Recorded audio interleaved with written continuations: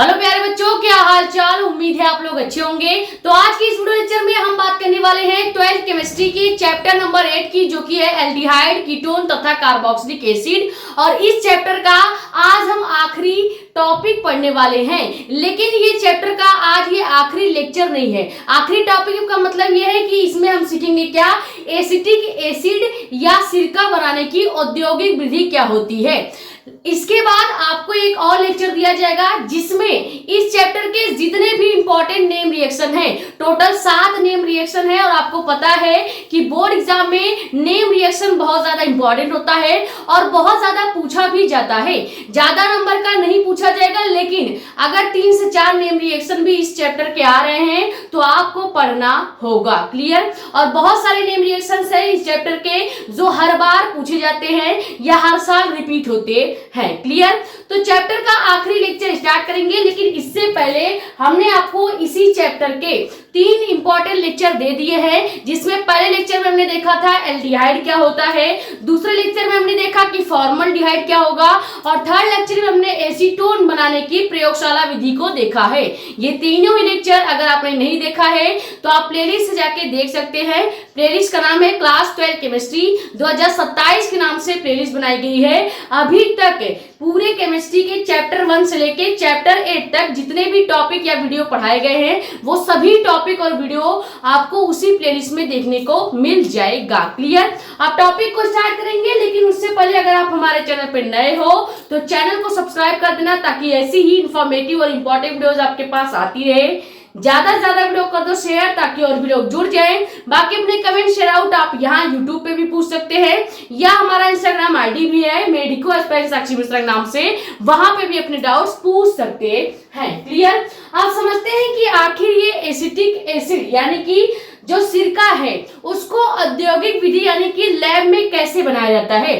इसी को क्या कहा जाता है, एसिटिक एसिड बनाने की औद्योगिक विधि, या इसी को शीघ्र सिरका विधि यानी शीघ्र सिरका मेथड भी कहा जाता है, या इसी को हम किण्वन विधि भी कहते हैं, यानी कि फर्मेंटेशन मेथड भी कहा जाता है। क्लियर। इतने नाम से इस टॉपिक को पढ़ा जाता है। तो सबसे पहले आप हेडिंग क्या डालेंगे, शीघ्र सिरका विधि द्वारा एसिटिक अम्ल का निर्माण, यानी कि तेजी से जो सिरका विधि होती है, सबसे ज्यादा एसिटिक अम्ल का निर्माण सिरका विधि के द्वारा ही किया जाता है, जिससे जल्दी से हमको एसिटिक अम्ल मिल जाता है, यानी कि सिरका मिल जाता है। यानी कि आज हम सिरका बनाएंगे और बाकायदा उसको दाल चावल में मिक्स करके खाएंगे। अब सिरका बनाया कैसे जाता है, हम क्या करेंगे, इस विधि में 10 से 15% एथिल अल्कोहल लिया जाएगा। एथिल अल्कोहल का याद रखिएगा, आपको केवल 10 to 50% ही लेना है। अगर ज्यादा ले लेंगे तो रिएक्शन जो है वो खराब हो जाएगा और एसिटिक अम्ल नहीं बन पाएगा। क्लियर। तो हम क्या करेंगे, एक मात्रा में यानी कि 10 से 15% के मात्रा में एथिल अल्कोहल लेते हैं, और इसी एथिल अल्कोहल को हम वायु यानी ऑक्सीजन के साथ या ऑक्सीजन की उपस्थिति में माइक्रोडर्मा एसिटिक नामक एंजाइम के द्वारा किण्वन कराते हैं। किण्वन को हम क्या बोलते हैं, फर्मेंटेशन कहा जाता है। अब पहले समझते हैं कि ये किण्वन क्या होता है। आपने कभी न कभी इडली डोसा या कह सकते हैं इडली डोसा, और एक वो होता है पीला कलर का होता है, मुझे याद नहीं आ रहा अभी, वो आपने खाया होगा। तो जब आप इडली या डोसा खाते हैं तो कभी आपके प्लेट में जब इडली या डोसा आती है तो उसको आप ऐसे दबाते होंगे तो स्पंज के जैसा दबता है। क्यों दबता है, क्योंकि जो इडली डोसा का डो है वो ऑलरेडी सड़े आटे से तैयार होता है। यानी सबसे पहले आप क्या करते हैं, आपको जब भी इडली बनाना होगा, जब भी डोसा बनाना होगा, तो आप पहले क्या करेंगे, चावल के आटे को लेंगे और उसे उड़दी के पीसे हुए आटे के साथ मिक्स करेंगे, और उसके अंदर क्या करते हैं, हम थोड़ा सा खाने वाला सोडा डाल के ढक देते हैं। अब खाने वाला सोडा क्या करेगा, उसके अंदर कुछ ऐसे बैक्टीरिया को बनाएगा या ऐसे बैक्टीरिया को उत्पन्न कर देगा जो कि क्या करता है, फर्मेंटेशन करता है, यानी किण्वन करता है। यानी कि जो अच्छा भला आटा आपने अभी तैयार किया था वो आपने सड़ने के लिए रख दिया। 1 से 2 घंटे या 3-4 घंटे के बाद जब वो डो सड़ जाएगा तब आप क्या करेंगे, उसका इडली या डोसा बनाते हैं, यानी आप इडली डोसा जो खाते हैं, अगर उसको माइक्रोस्कोप में देखा जाए तो आपका कभी जीवन में उसको खाने का मन नहीं करेगा। क्यों नहीं करेगा? क्योंकि उसके अंदर फर्मेंटेशन हो रहा है, यानी उसके अंदर कुछ ऐसे बैक्टीरिया पाए जा रहे हैं जो कि किण्वन कर रहे हैं। क्लियर? किण्वन कर रहे हैं, यानी कि पूरी तरह से उस आटे को खराब कर देंगे, उसके अंदर से शुगर को हटा देंगे। शुगर जैसे ही हट जाएगा तो वो आटा पूरी तरह से आप आराम से अलग अलग कर सकते हैं। क्लियर? इसी वजह से आपका इडली या डोसा फूला फूला स्पंज के जैसा होता है। तो किण्वन समझ में आ गया? किण्वन आप बेसिक जीवन में यूज करते हो, तभी आप कई सारे खाने के जो है उत्पाद बनाते हैं। क्लियर? ये समझ में आ गया। अब हम क्या करते हैं, ये माइक्रोडर्मा एसिटिक नामक जो एंजाइम है, ये ही वो बैक्टीरिया है जो कि एसिटिक अम्ल यानी कि सिरका को बनाने के लिए किण्वन का कार्य करती है, यानी फर्मेंटेशन का कार्य करती है। क्लियर हो गया? तो इसी माइक्रोडर्मा एसिटिक नामक एंजाइम के द्वारा हम फर्मेंटेशन यानी कि किण्वन कराते हैं, जिससे हमें एसिटिक अम्ल यानी कि सिरका मिल जाता है, या जिससे एसिटिक अम्ल का निर्माण होता है। और इसी विधि को, इसी मेथड को ही हम फर्मेंटेशन मेथड या शीघ्र सिरका विधि भी करते हैं। ये समझ में आ गया। अब आपने ये तो जान लिया कि कैसे हम सिरका बनाते हैं या एसिटिक अम्ल को बनाते हैं। अब इसी मेथड का 3 नाम है। आपको ये मेथड किण्वन विधि के नाम से भी पूछा जा सकता है बोर्ड एग्जाम में, या आपको शीघ्र सिरका विधि के द्वारा एसिडिक अम्ल का निर्माण कैसे होता है ये पूछा जा सकता है। तो कई सारे तरीके से बोर्ड एग्जाम में ये टॉपिक पूछा जाएगा। तो किसी भी तरीके से पूछा जाए, आपको मेन बात है ये कॉन्सेप्ट क्लियर होना चाहिए। तो किण्वन आपको समझ में आ गया, ये छोटा सा टॉपिक था। और उसके बाद हमने ये भी देख लिया कि सिरका विधि से एसिडिक अम्ल का निर्माण कैसे होता है। अब जब तक इसका आप रिएक्शन नहीं देखेंगे, यानी रिएक्शन कौन सा हो रहा है जिसकी वजह से ये सिरका बन रहा है, तब तक आपको ये समझ में नहीं आएगा। अब अभी हमको बोला है कि आपको 10 से 15% एथिल अल्कोहल लेना है। एथिल अल्कोहल क्या होता है? तो C2H5OH कहीं पे दिखेगा, तो इसी को हम नाम देते हैं क्या? Ethyl alcohol. क्लियर? इसी को अपन एथिल अल्कोहल कहते हैं। अब इसी एथिल अल्कोहल को हमें वायु के साथ क्या करना है? वायु के साथ रिएक्शन करना है। तो हम क्या करेंगे, यहाँ पे ऑक्सीजन यानी O2 ले लेंगे, जिसको अपन ऑक्सीजन या वायु लिख सकते हैं। क्लियर? अब जैसे ही इसके साथ रिएक्शन करेंगे, तो किसके प्रेजेंस में रिएक्शन करना है? अभी बोला गया है कि आपको माइक्रोडर्मा एसिटिक नामक एंजाइम की उपस्थिति में रिएक्शन करना है। तो यहाँ पे एरो के ऊपर क्या लिखेंगे? एरो के ऊपर लिखेंगे माइक्रोडर्मा, माइक्रोडर्मा एसिटिक, ठीक है, या एसिटी, माइक्रोडर्मा एसिटी एंजाइम, एंजाइम। इसकी उपस्थिति में हम क्या करते हैं? फर्मेंटेशन यानी कि किण्वन करते हैं। तो जैसे ही फर्मेंटेशन होगा तो यहाँ पे क्या बन जाएगा? एसिटिक अम्ल यानी कि सिरका बन जाएगा। कैसे बनेगा? अब हम क्या करेंगे, ये जो एथिल अल्कोहल है और जो ऑक्सीजन है, इन दोनों को जैसे ही इस बैक्टीरिया के प्रेजेंस में रिएक्शन कराएंगे, तो यहाँ पे बन जाएगा क्या? CH3। यहाँ से देखो कार्बन 2 है हमारे पास और हाइड्रोजन 5 है। अब अगर हम क्या करें कि यहाँ का 1 कार्बन ले ले और 5 हाइड्रोजन का केवल 3 हाइड्रोजन ले ले, तो क्या यहाँ पे CH3 लिखा जा सकता है? बिल्कुल लिखा जा सकता है। तो यहाँ पे हमने CH3 लिख दिया, और अभी हमारे पास 1 कार्बन यहाँ का बचा है, तो 1 और कार्बन लिख देंगे। उसके बाद यहाँ पे 2 ऑक्सीजन है। देखो वायु के पास, आपके पास जो वायु है, एयर है, वहां पे ऑलरेडी 2 ऑक्सीजन प्रेजेंट है। और यहाँ पे हमारे पास एथिल अल्कोहल में ध्यान से देखो तो यहाँ पे भी 1 ऑक्सीजन प्रेजेंट है, यानी टोटल ऑक्सीजन हमारे पास कितना है? 3 है। तो अगर हम यहाँ से 1 ऑक्सीजन और यहाँ से 1 ऑक्सीजन ले लें, यानी यहाँ पे 1 ऑक्सीजन भेज दें, तो हमारे पास इस कार्बन के पास 2 और ऑक्सीजन आ जाएगा, और ये हाइड्रोजन जो बचा हुआ है ये भी हम यहाँ पे लिख देंगे। तो यानी CH3COOH जो बनेगा, यही आपका क्या हो जाएगा? एसिटिक अम्ल यानी कि सिरका बन जाएगा। ठीक है, ये क्या हो जाएगा? एसिटिक अम्ल बन गया, या इसी का नाम हम सिरका देते हैं। क्लियर?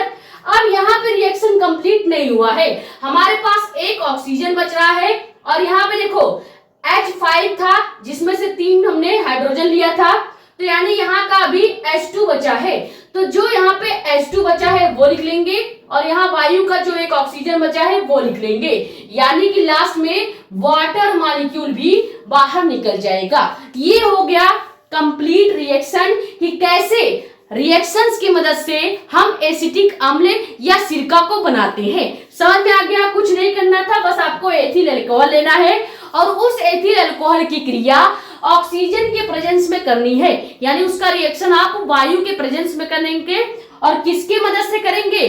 तो माइक्रोडर्मा एसिटिक एंजाइम होता है जो कि क्या करता है? फर्मेंटेशन करता है, यानी किण्वन करता है। तो जैसे ही ये किण्वन करेगा तो यहाँ पे एसिटिक अम्ल यानी कि सिरका का निर्माण हो जाएगा, जिसका केमिकल फॉर्मूला क्या होगा? CH3COOH हो जाएगा। ये क्लियर हो गया।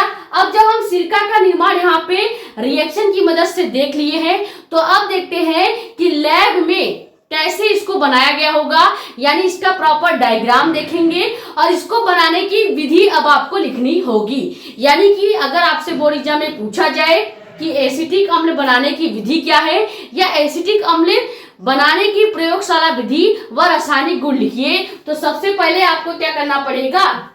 सबसे पहले अभिक्रिया के द्वारा कैसे इसका निर्माण हुआ है ये आपको लिखना पड़ेगा, यानी कि यहाँ पे थोड़ी सी विधि लिखेंगे और कैसे रिएक्शन होगा वो लिखेंगे। उसके बाद फिर हम इसका डायग्राम लिखेंगे और डायग्राम से रिलेटेड जो भी इंफॉर्मेशन होती है, जो भी इसको बनाने का मेथड है, वो मेथड आपको लिखना पड़ेगा। यानी प्रॉपर डायग्राम वायग्राम सब कुछ बना के आपको यहाँ पे 4 नंबर मिलने वाला है। ठीक है, यानी ये जो टॉपिक है मैक्सिमम 4 मार्क का पूछा जाएगा। क्लियर हो गया? तो पहले ये स्क्रीनशॉट कर लीजिए जिसमें हमने रिएक्शन की मदद से एसिटिक अम्ल का निर्माण किया है।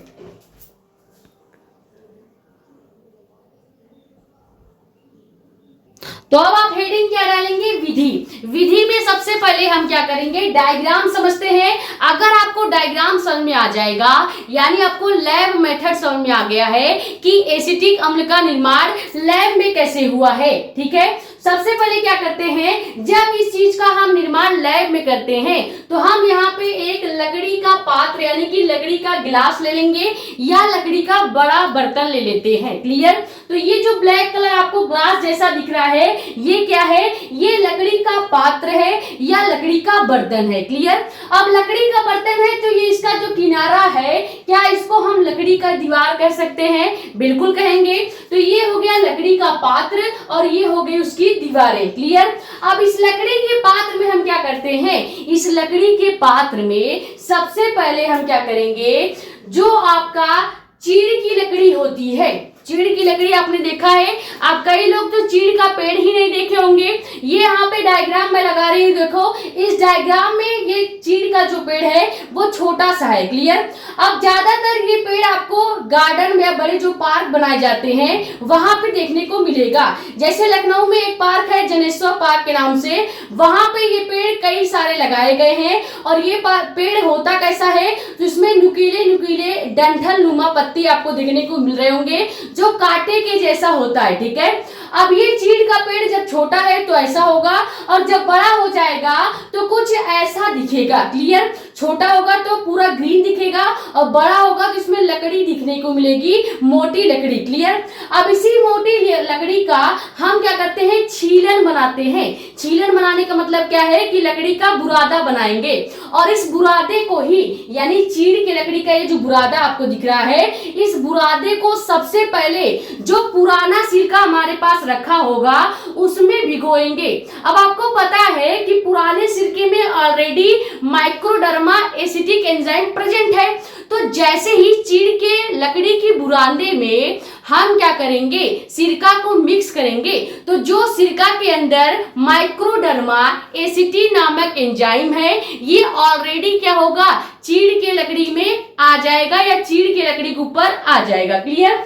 तो अब जो हमने चीड़ की लकड़ी ली है इस पात्र के अंदर, उसमें क्या आ गया है, माइक्रोडर्मा एसिटिक एंजाइम आ गया। कैसे आया? क्योंकि हमने ऑलरेडी इस लकड़ी को किस में डुबोया था? पुराने सिरके में। तो सबसे पहले हम क्या करेंगे, इस मेथड में लकड़ी के एक पात्र को लेंगे जिसमें पुराने सिरके से भीगी चीड़ की लकड़ी के छीलन भरी जाती है। यानी इस पात्र में सबसे पहले हम क्या करेंगे, पुराना सिरका लेंगे जिसमें ऑलरेडी बैक्टीरिया प्रेजेंट है। पुराने सिरके में पहले चीड़ की बुरादे को अच्छे से मिलाएंगे और उस बुरादे को इस बर्तन में रखेंगे। क्लियर? यहां तक क्लियर हो गया। अब क्या करेंगे, जैसे ही लकड़ी के छीलन इसमें भरी जाती है तो पुराने सिरके में पहले हमने बोल दिया कि माइक्रोडर्मा एसिटिक एंजाइम होता है, अभी हमने बताया। तो ये एंजाइम क्या करता है, जो हम यहाँ ऊपर पाइप से 10% या 10 से 15% अल्कोहल विलयन इसके अंदर डाल रहे हैं, ये अल्कोहल विलयन से क्या करेगा, ये जो माइक्रोडर्मा एसिटिक एंजाइम होते हैं ये 10 से 15% सछाद्रित पात्र, यानी कि ये जो पात्र है यहाँ पे देखो, ये इसके अंदर क्या है, ब्लैक, ये है सछिद्र ढक्कन। सछिद्र ढक्कन का मतलब क्या है कि एक ऐसा छोटा छोटा ढक्कन होगा जिसके अंदर छेद देखने को मिलेगा। क्लियर? लकड़ी का पात्र हो गया और ये हमने सछिद्र ढक्कन बनाया है जो बीच बीच में से देखो खुला हुआ है। ये बीच बीच में से खुला क्यों है, क्योंकि ये इसका नाम ही क्या है, सछिद्रित ढक्कन, यानी कि बीच बीच में से ये छेद जैसा बना होगा। तो इन्हीं छेद से क्या होगा, ये 10 से 15% जो अल्कोहलिक विलयन है ये अंदर की तरफ आएंगे। यहां तक समझ में आ गया? और अंदर हमने क्या किया है, ये जो आपको ट्रायंगल दिख रहा है ये आपका चीड़ की लकड़ी को भरा गया है, यानी चीड़ की लकड़ी को छीलन जो है उसको भरा गया है या चीड़ की लकड़ी के बुरादे को भरा गया है। तो ये जो ट्रायंगल बनाया गया है ब्लू कलर से, आप समझ लीजिएगा ये हमने चीड़ की लकड़ी को दर्शाया है। और उसके बाद ये ब्लैक कलर गोला 3 छेद देखने को मिल रहा होगा आपको। ये ब्लैक जो 3 छेद देखने को मिल रहा है ये क्या है, अंदर ऑक्सीजन भेजने के लिए इस लकड़ी के पात्र में अंदर ऑक्सीजन भेजेंगे तभी तो ये रिएक्शन करेगा, तभी तो ये माइक्रोडर्मा एसिटिक एंजाइम के साथ ऑक्सीकरण की प्रोसेस करेगा, तभी तो आगे सिरका बनेगा। तो हम क्या करेंगे, यहाँ पे 3 छोटे छोटे छिद्र बनाएंगे जहां से अपन क्या करेंगे, वायु को अंदर भेजेंगे। जैसे ही वायु यहाँ पे अंदर आएगा तो पहले से हमने यहाँ पे 10 से 15% अल्कोहलिक विलयन भेज दिया है और यहाँ पे पहले से ही हमने पुराने सिरके से भीगी हुई चीड़ की लकड़ी को भी रखा है, यानी हमारे पास इसके अंदर पहले से ही माइक्रोडर्मा एसिटिक एंजाइम प्रेजेंट है और ऊपर से हमने 10 से 15% अल्कोहलिक विलयन भी डाल दिया। तो 2 चीज यहाँ पे पाने देखने को मिल रहा है, क्या मिल रहा है, अल्कोहलिक विलयन और आपका माइक्रोडर्मा एसिटिक एंजाइम। क्लियर? ये 2 चीज इसके अंदर प्रेजेंट है। अब यहाँ बाहर से हम 3 छिद्र से ऑक्सीजन भी भेज रहे हैं, तो ऑक्सीजन जो है वो माइक्रोडर्मा एसिटिक एंजाइम की मदद से ऑक्सीकरण की प्रोसेस करेगा, किसके साथ, अल्कोहलिक विलयन के साथ। और इन तीनों का जब ऑक्सीकरण हो जाएगा, यानी कि माइक्रोडर्मा एसिटिक एंजाइम की सहायता से जब हम अल्कोहलिक विलयन का वायु के साथ रिएक्शन करेंगे तो क्या हो जाएगा, तो यहाँ पे सिरका का निर्माण हो जाएगा, यानी 8 से 10% एसिटिक अम्ल का निर्माण हो जाएगा। और ये नीचे जो आपको ब्लैक दिख रहा है यह सछिद्रित आधार है, यानी ऊपर से ढक्कन लगाया गया है तो नीचे इसका कोई ना कोई बेस भी होगा। तो ऊपर हमने ब्लैक जो बनाया है ये आपका ढक्कन हो गया, छेद वाला ढक्कन यानी सछिद्रित ढक्कन। क्लियर? और नीचे हमने क्या लगा दिया है, सछिद्र आधार लगा दिया है, यानी छेद वाला बेस भी बना दिया है। क्लियर? तो ये आपको समझ में आ गया, डायग्राम क्लियर हो गया है। कुछ नहीं करना है, डायग्राम एक बार फिर से समझा देते हैं। हमने क्या किया है, एक लकड़ी का पात्र लिया है और उसके ऊपर बाहर एक नली लगाई है। क्लियर?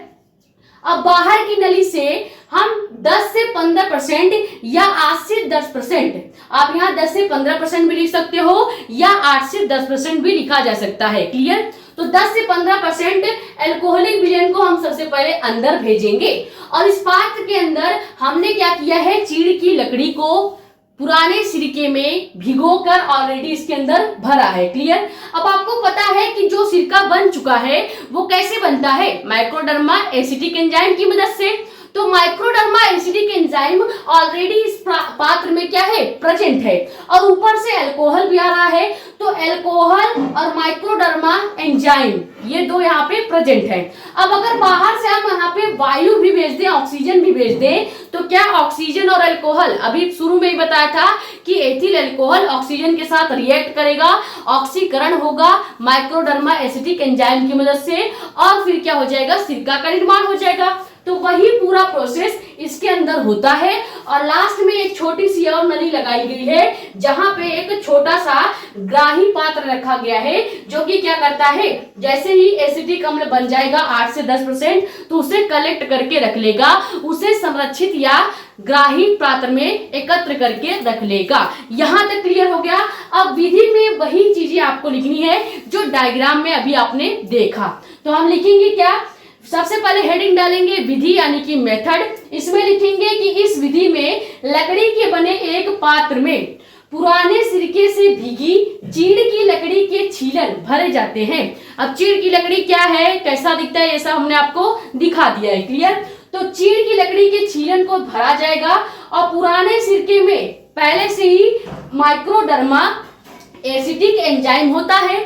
तो ये क्या करेगा, 10 से 15% जो सच्छादित पात्र है, इसमें हम क्या करते हैं, 10 से 15% अल्कोहल को ऊपर से डालते हैं। तो ऊपर से लगी नली में 8 से 10% एथिल अल्कोहल, हमने बोला कि यहाँ पे आप 10 से 15% एथिल अल्कोहल लिख सकते हैं, या 8 से 10% भी एथिल अल्कोहल लिख सकते हैं। यानी कि डायग्राम में ज्यादा या कम एथिल अल्कोहल दिखाया जा रहा है, तो इसका मतलब ये नहीं है कि डायग्राम गलत है, बस ये है कि थोड़ा बहुत जो मात्रा होती है वो कम ज्यादा आप दिखा सकते हैं, क्लियर। तो यहाँ क्या लिखेंगे कि इस नली में 8 से 10% तक एथिल अल्कोहल धीरे धीरे हम क्या करते हैं, धीरे धीरे अंदर की ओर डालते हैं, या धीरे धीरे अंदर की ओर गिराते हैं।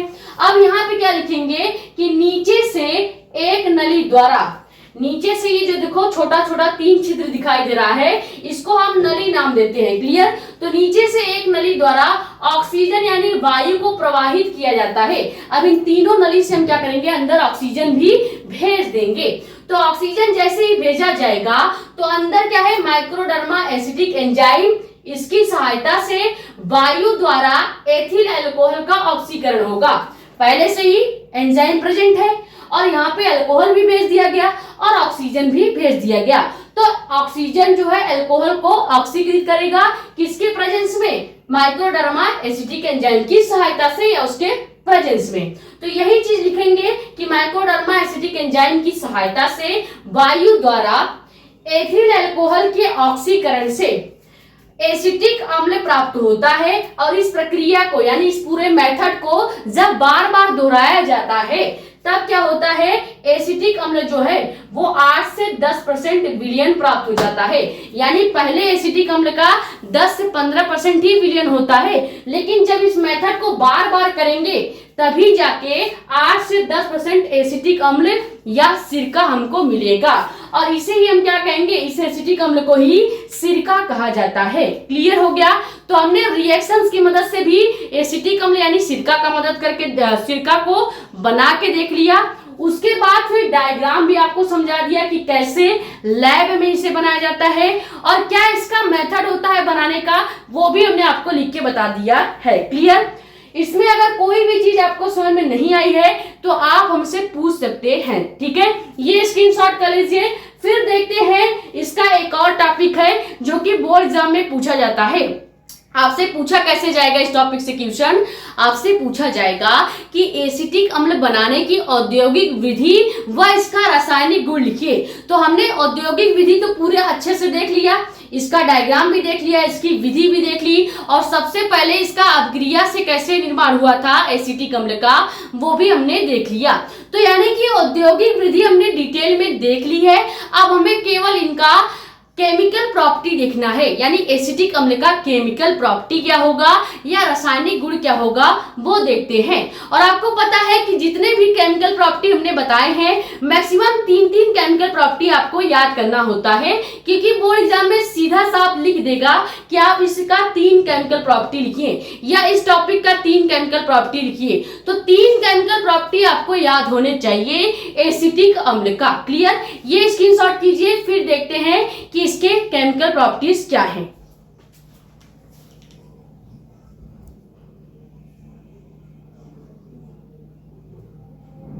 तो अब आप हेडिंग क्या डालेंगे, एसिटिक अम्ल यानी कि सिरका बनाने का रासायनिक गुण क्या है। अब देखो एसिटिक अम्ल का रासायनिक गुण में हम क्या करेंगे, जो भी चीजें हमने बना ली होती हैं, जैसे हमने एसिटिक अम्ल को बनाया है, अब क्या करेंगे उसी एसिटिक अम्ल का अलग अलग केमिकल के साथ रिएक्शन करके देखा जाता है और इसी को ही हम केमिकल प्रॉपर्टी कहते हैं। जैसे हमने एसिटिक अम्ल बनाया तो उसका अलग अलग केमिकल से रिएक्शन करेंगे, 2-3 रिएक्शंस देखेंगे, जो कि इसका क्या हो जाएगा, केमिकल प्रॉपर्टी कहलाएगा। क्लियर, सबसे पहला केमिकल प्रॉपर्टी हेडिंग क्या डालेंगे, एथिल अल्कोहल से क्रिया। एथिल अल्कोहल क्या होता है, C2H5OH होता है। तो अगर हम एसिटिक एसिड जो है इसका रिएक्शन करवा दे एथिल अल्कोहल से, तो क्या मेन प्रोडक्ट बनता है या क्या मेन उत्पाद बनता है, ये देखते हैं। क्लियर, सबसे पहले क्या करेंगे, हम ले लेंगे एसिटिक एसिड। एसिटिक एसिड का केमिकल फॉर्मूला क्या होता है, CH3COOH होता है।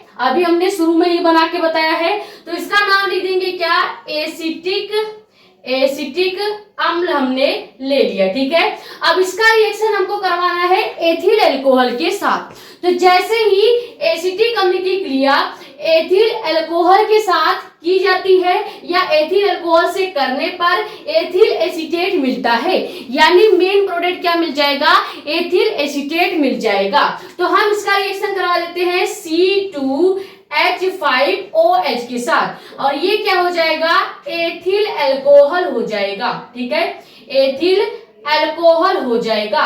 तो जैसे इसका रिएक्शन करेंगे तो मेन प्रोडक्ट क्या बनेगा, एथिल एसीटेट बनता है। तो एथिल एसीटेट में क्या आ रहा है, एसीटेट और एथिल 2 चीज आ रहा है।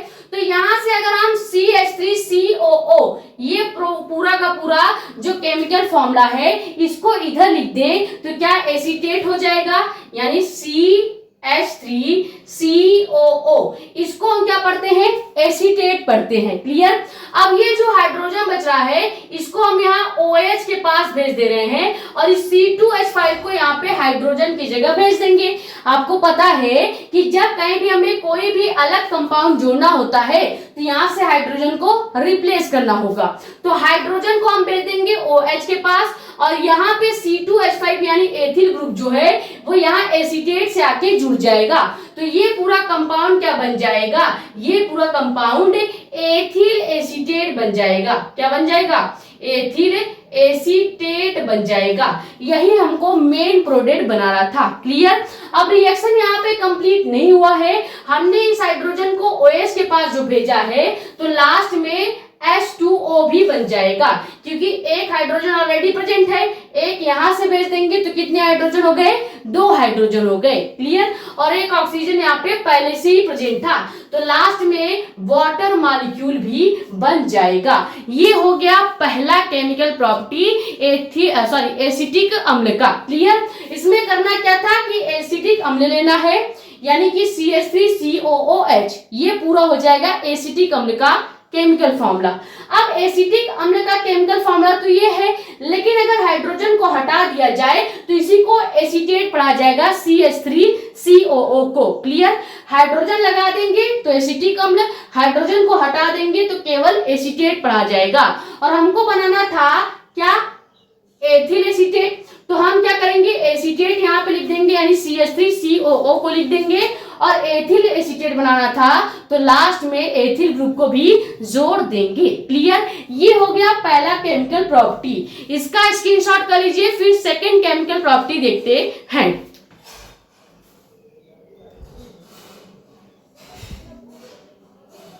तो सेकेंड केमिकल प्रॉपर्टी आप हेडिंग क्या डालेंगे, अमोनिया के साथ रिएक्शन। अब अगर हम एसिटिक अम्ल की क्रिया अमोनिया से करवा दें, यानी NH3 के साथ करवा दें, तो पूरा मेथड वही रहेगा। हम क्या करेंगे, सबसे पहले एसिटिक अम्ल को लेंगे और उसका रिएक्शन अमोनिया यानी NH3 के साथ करेंगे।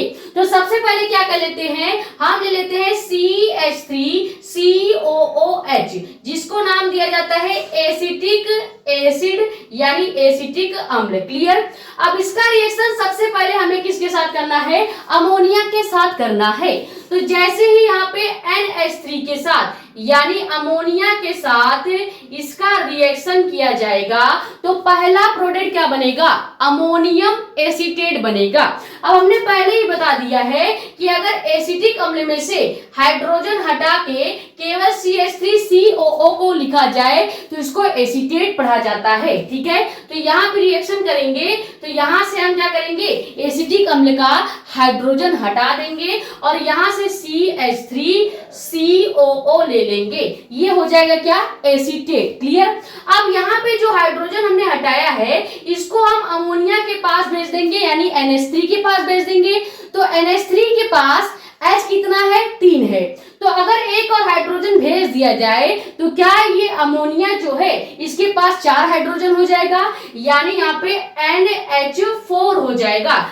NH3 पहले से था, एक हाइड्रोजन हमने और भेज दिया तो यहाँ पे NH4 हो जाएगा। अब इसी का नाम हो जाएगा क्या, अमोनियम एसीटेट। यानी अमोनिया होगा तो NH3 केमिकल फॉर्मूला होगा, अमोनियम होगा तो NH4 केमिकल फॉर्मूला होगा। ठीक है, तो CH3COO को पढ़ा जाता है एसीटेट और NH4 को पढ़ा जाएगा अमोनियम। ठीक है, तो इसका पूरा नाम क्या हो जाएगा, अमोनियम एसीटेट हो जाएगा, अमोनियम एसीटेट इसका नाम हो जाएगा। अब मेन हमारा यही रिएक्शन खत्म नहीं होता, हम क्या करेंगे, अब इस अमोनियम एसीटेट को गर्म किया जाता है। तो जैसे ही इसको हम क्या करेंगे, गर्म करेंगे तो हमारे पास एक और प्रोडक्ट बनेगा जो कि होगा एसीटेमाइड। एसीटेमाइड क्या होता है, अगर हम यहाँ से जो NH4 है और यहाँ पे 2 ऑक्सीजन है, यहाँ NH4 में से 2 हाइड्रोजन और 1 ऑक्सीजन यानी जल को बाहर निकाल दें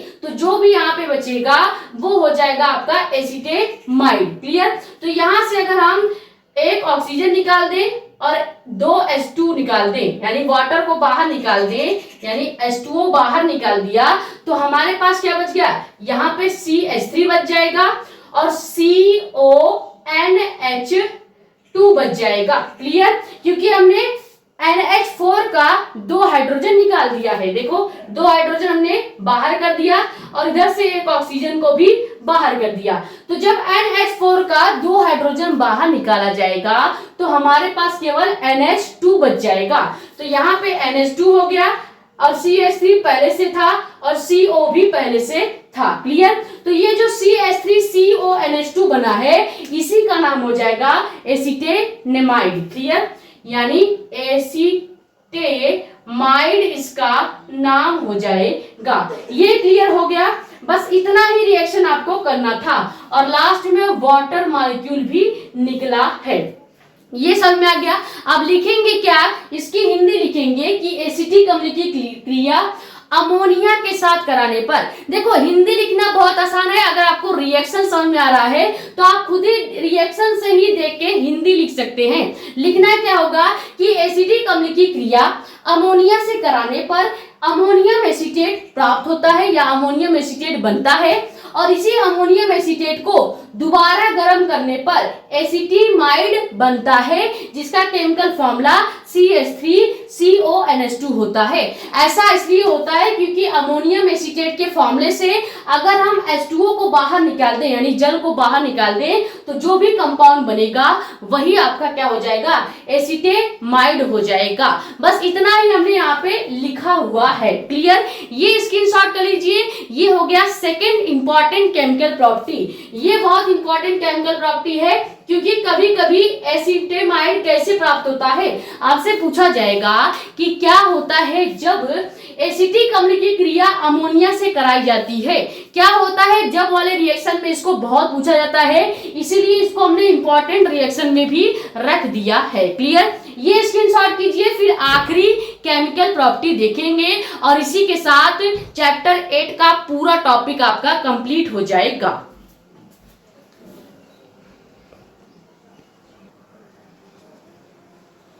तो आखिरी केमिकल प्रॉपर्टी आप हेडिंग क्या डालेंगे, फास्फोरस पेंटाक्लोराइड से रिएक्शन। यानी अब की बार हम क्या करेंगे, जो एसिटिक अम्ल है यानी कि सिरका है उसका रिएक्शन करवा देते हैं PCl5 से यानी फास्फोरस पेंटाक्लोराइड से। जैसे ही हम क्या करेंगे, एसिटिक अम्ल की क्रिया फास्फोरस पेंटाक्लोराइड यानी PCl5 से करते हैं तो मेन प्रोडक्ट क्या बन जाएगा, एसिटल क्लोराइड बन जाएगा। कैसे बनता है, रिएक्शन करके देखते हैं। ठीक है, सबसे पहले क्या करेंगे, एसिटिक अम्ल लेंगे यानी कि CH3COOH ले लेना है। ये तो आपको लिखते लिखते याद हो गया होगा एसिटिक अम्ल का केमिकल फॉर्मूला क्या होता है।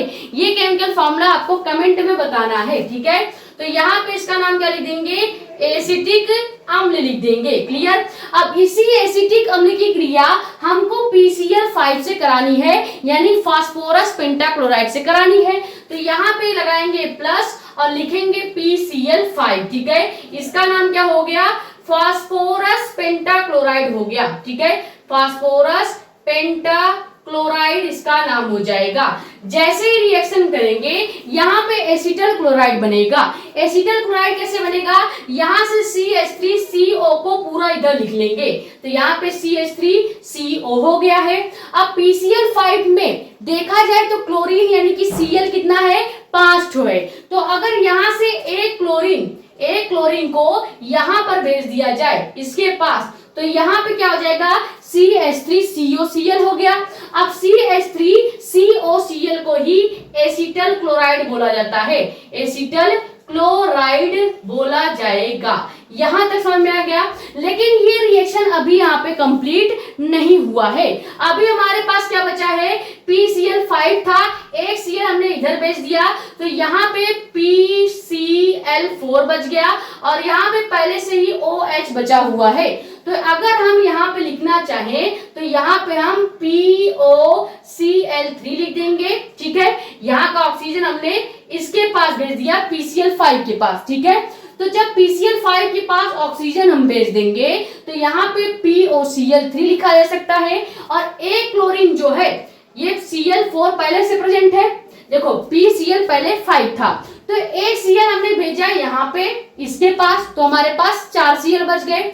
अब 4 Cl में से अगर एक Cl को हाइड्रोजन के पास भेज दिया जाए यानी HCl यानी हाइड्रोक्लोरिक अम्ल बन जाएगा और 3 Cl हम P के पास ही रहने देंगे और ये जो एक ऑक्सीजन बच रहा है इसको यहाँ P के पास भेज देंगे। यानी क्या बन गया, सबसे पहले बनेगा एसिटल क्लोराइड यानी CH3COCl, उसके बाद POCl3 बचेगा और उसके बाद HCl बन जाएगा। अगर गिना जाए तो 3 क्लोरीन यहाँ पे, एक क्लोरीन यहाँ पे और एक क्लोरीन यहाँ पे, यानी हमारे पास क्लोरीन 5 था और यहाँ भी क्लोरीन 5 देखने को मिल रहा है। क्लियर। तो ये समझ में आ गया। अगर हम एसिटिक अम्ल की क्रिया फास्फोरस पेंटाक्लोराइड से करेंगे तो मेन कंपाउंड आपको याद रखना है क्या बनता है, एसिटिल क्लोराइड बनता है। क्लियर।